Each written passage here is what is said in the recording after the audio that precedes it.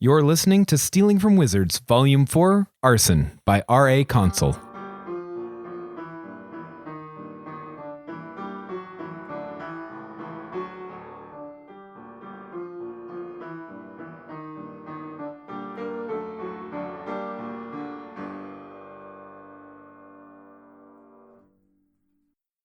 Chapter 5.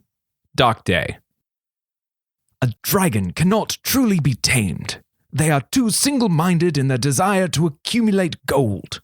They can only ever be coerced into cooperation via the hefty application of food and treasure.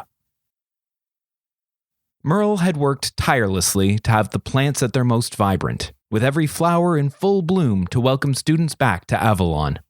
The weather wasn't having it, though. Hail slashed down, shredding the delicate petals in the gardens of the spring quarter. Any flower too hardy for outright destruction was instead covered in a layer of ice pellets, muting its colors to Blandland's levels. The intricate mosaic of the school crest that decorated the parking lot by the Avalon dock was blurred beneath the accumulating slush. A host of strays, meant to be in their finest dress to welcome the incoming students, were clad in yellow rain slickers, fighting to stay dry and warm as they waited for the ferry. Even teachers had forsaken the tradition of staying out of sight until school started. Mr. Oganov, Ms. Crawley, and Mr. Pendragon were all working to keep the dock itself from freezing over, lest the students start their year by slipping off into the bay. It was appalling weather for the middle of spring. This was the sort of misery expected at the edge of winter. Kuro had come down to the docks to welcome the ferry, Princess, upon its arrival, but was starting to regret that decision. He couldn't leave, though, because he was held in place by an ill-considered act of kindness. He was holding an umbrella for a bear. Old Pete had yoked Margaret to the baggage cart so she could carry out her annual duty of hauling lodgers' luggage. The old grizzly didn't need protection from the hail. She had fur enough to weather the worst the sky could throw at her, but not even a bear enjoyed having chunks of ice pelted at her face. Kuro had shared his umbrella in kindness and was now trapped by politeness. Once offered, it was difficult to rescind. He could probably have asked the west wind to blow them a region of calm, but it felt rude to have shelter while so many others did not. Also, she was a free spirit, and binding her to such a mundane chore for an extended period was a lot to ask. So he stood beside the bear, a marching band of ice pellets playing out of time across his umbrella, while hail slowly piled around him. He wasn't the only one waiting at the sidelines. Old Pete was, as always, perched on the bench of the luggage cart. A heavy cloak, broad-brimmed hat, long white beard, and unflappable stoicism were his only protection against the storm. Kuro was fairly certain that Pete was a wizard, and Margaret was his familiar, even though he couldn't recall ever seeing the man do any magic. It was hard to imagine leaving the care of the whole of Autumn Lodge in the hands of a stray and a relatively tame bear. Then again, the lodgers were something of an afterthought most of the time. Maybe he was just the only adult who could handle being responsible for a residence where the staff were mischievous sprites and the students were broadly ungovernable. Also observing the activity was a suit of armor. Standing proud and alert, the copper-colored magical metal suit watched over the dock with detached authority. It almost certainly contained Knight of the Sun and Thane of Erie, Sir Craigleith McCool. Or, to anyone who knew him, Craig. According to Marie's letters, there had been some considerable argument about her security at school. Some of the Tirnanog nobility wanted her entire retinue of knights and a host of guardsmen on the island to protect her. Other nations took the presence as some kind of threat to their own students. Elfheim promised to send a wing of Valkyries to defend the winter quarter. Acadia matched them with a platoon of Carabins, elite warrior wizards of the Spring Kingdom. The school administration and Marie herself were unenthusiastic about having an army of armed adults on Avalon. They'd settled on her bringing 4 knights, 2 of whom were still students. Craig had been nominated to come early. He had arrived with the teachers and strays to make security preparations for the incoming queen. He didn't habitually wear his armor around. That was reserved for battles, where it lent him strength and speed and conducted and redirected magical assaults. In addition to defending him from dragon's fire, Jotun spears, and wizard lightning, it was an effective raincoat. The driving hail bounced harmlessly off, adding a frenetic xylophone to the manic drum of Kuro's umbrella. Catching Kuro's gaze, the knight gave a lazy salute, a friendly gesture under normal circumstances, but mildly more threatening with Craig fully armored. There was a hint of a warning, an implication that he'd been seen and was allowed to stay only because the knight had determined him not to be enough of a threat to bother eliminating. He returned to the knight a small wave, along with a nod and a weak smile. In that gesture, a warm greeting on a miserable day, and a promise not to make Craig's job any harder than it had to be. The arrival of the princess was just as startling from shore as it was from its deck. Through the shifting and shimmering veil, its form could loosely be discerned, but the distortion of space between worlds made it seem much more distant than it was, which meant everyone was startled when it crashed through into the fairy realm. Kuro marveled at the precision of the pilot. She had to drive a multi-story boat full of children into a port she could not see until it was mere yards away. That she hit that mark year after year without the aid of magic until she'd splashed through the veil was a testament to her skill. The disembarkation felt unusual, but Kuro couldn't quite identify what about it was odd. It may just have been the weather. There was certainly more urgency in the movements of the students swarming from the boat. It might also have been his vantage. Seeing the process from the outside provided a different perspective. The first thing he was sure of being odd was Charlie's company as she disembarked. Rather than being flanked by Arthur and Marie, she was herding a gaggle of lost-looking children. "Bags on the cart, everyone!" she shouted to the kids as she led them close enough for him to hear over the hail. She gave Kuro the briefest of grins to acknowledge his presence before counting the collection of new lodgers. "We're missing one!" It took only a moment for her to identify the lost duckling. "Has anyone seen Xerxes?" "He said he was going to the bathroom," a girl in the group shouted. "Do you want me to go find him? I can find him. I explored the whole boat, so I know where all the bathrooms are." Kuro instantly decided she was his favorite first year. If asked, he would say that she reminded him of when he first met Charlie, with a broad grin, barely tamed hair, and an urgent need to talk. The true reason was much less complimentary. She was slightly, but undeniably, shorter than Kuro. He hadn't realized until she scampered up to introduce herself that he cared. He had gotten used to being the smallest at school, but the relief at having to look down at someone exposed a small resentment that had been growing while he hadn't. "Hi, I'm Stella," she said. "I didn't meet you on the boat. Where are you from?" "I'm from Edmonton. Well, not actually Edmonton, but a small town called Wassetna, which is like an hour away from Edmonton, but nobody has ever heard of it, so I just say I'm from Edmonton." "Is that a real bear or a magic bear?" "We have bears where I'm from, but they don't pull wagons." Kuro made space for her under the umbrella and made no attempt to interrupt her enthusiastic deluge of personal information.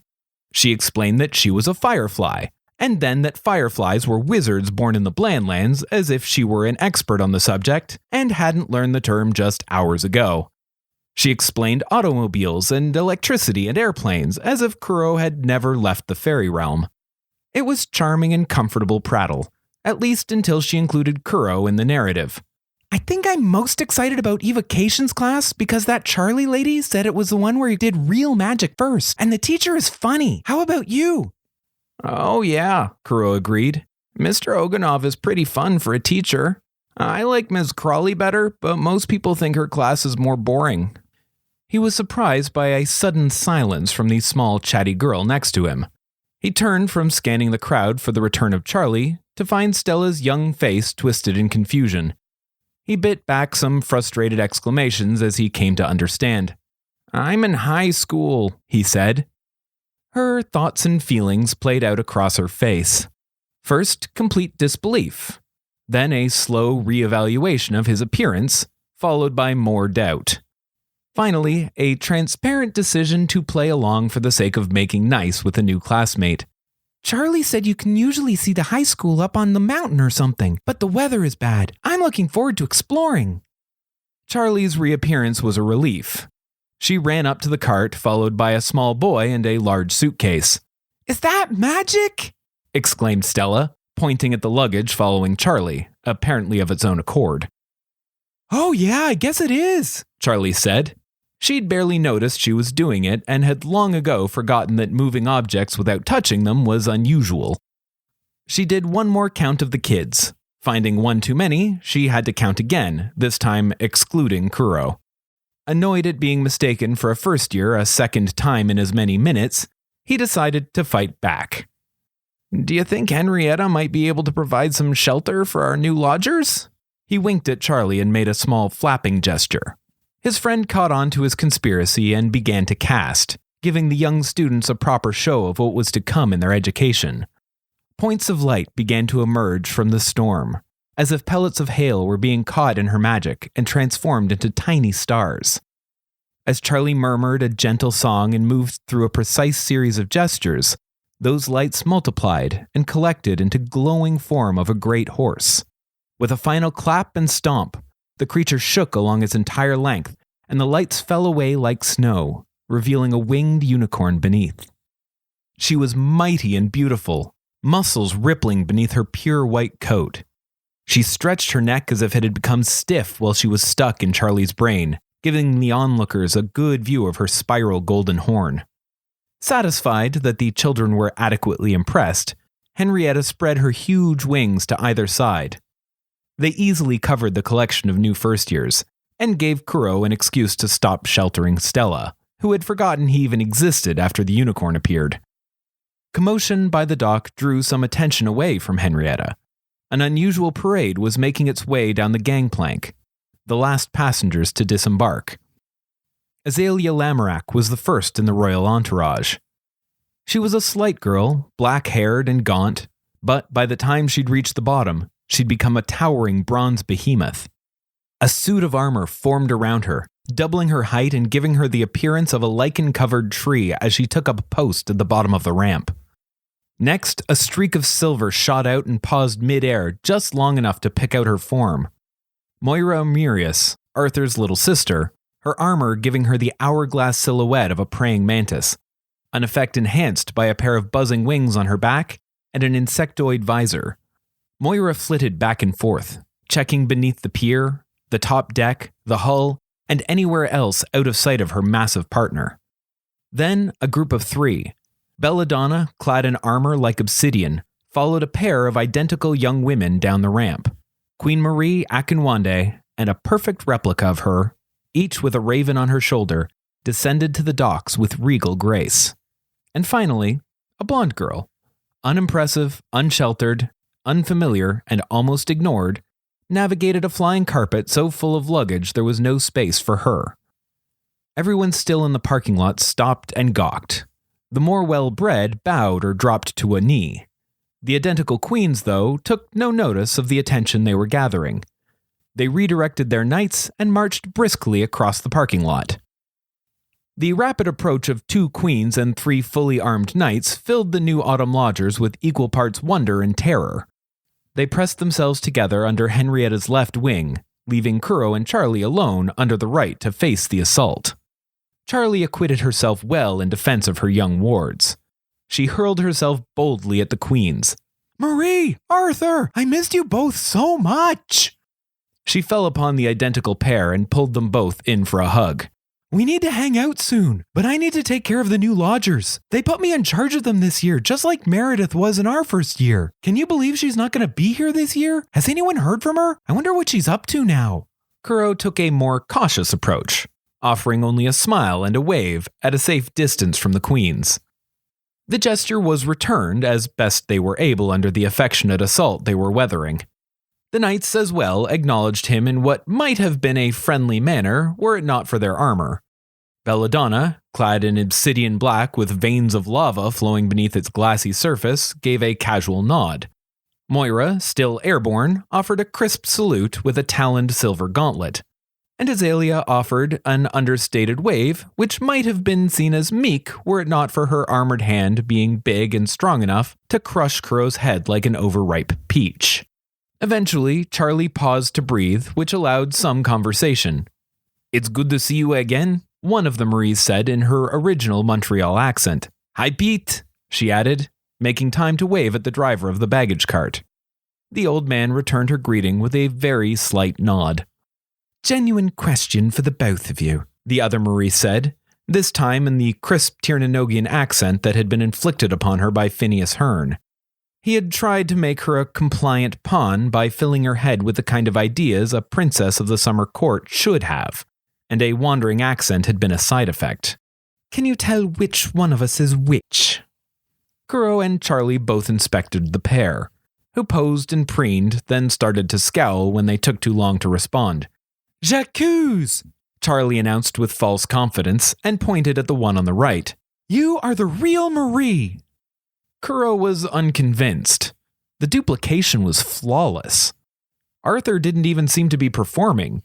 He was Marie in body and spirit. It helped that their attire was also identical, from the glittering platinum tiara through the custom-embroidered school uniforms to the gold bands on their wrists, one of which contained the royal armor, to the matching Excaliburs hanging from their belts.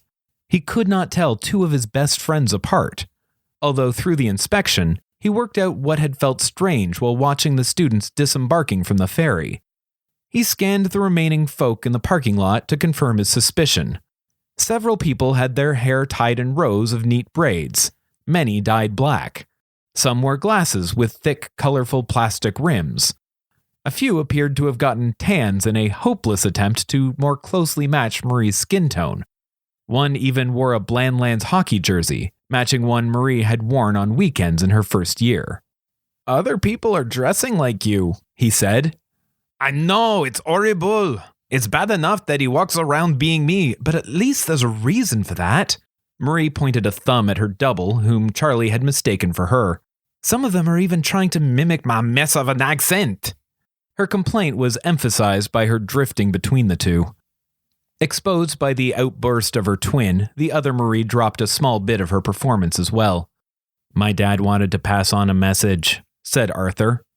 Kuro braced himself for unpleasantness as Arthur changed his voice to match Dubois' snarl. Tell him that damn sword was the original. That's good though, isn't it? Kuro asked. You have the real one back. He gestured to the swords they both bore. Marie laughed. He means the actual original. The one from the stories. Apparently it was lost in Europe like 600 years ago. Mine was always a replica, and Arthur's is a fake. You caused an international incident, Arthur continued in his father's voice. 3 separate kingdoms are claiming ownership of it and demanding I return it personally. I might have to smuggle an ancient relic across the ocean in the Blandlands. I thought you would like to know that you've created an administrative nightmare. Kuro did his best not to smile.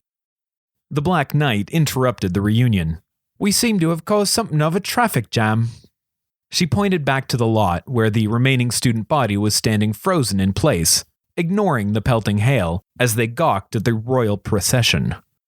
Both versions of Marie rolled their eyes and swore in a very unqueenly fashion. Never become royalty, she advised her friends before allowing herself to be walked to a waiting limousine. As the group walked off, Kuro finally took note of the young lady trailing them with a magic carpet full of luggage. She was quiet, demure, almost invisible next to the queens and knights. Her blonde hair was tied back in a simple and practical braid. She had been standing like a statue, hail collecting in the crevices of her clothing and hair, while the others spoke. He had hardly noticed her, and once he had, he barely recognized her.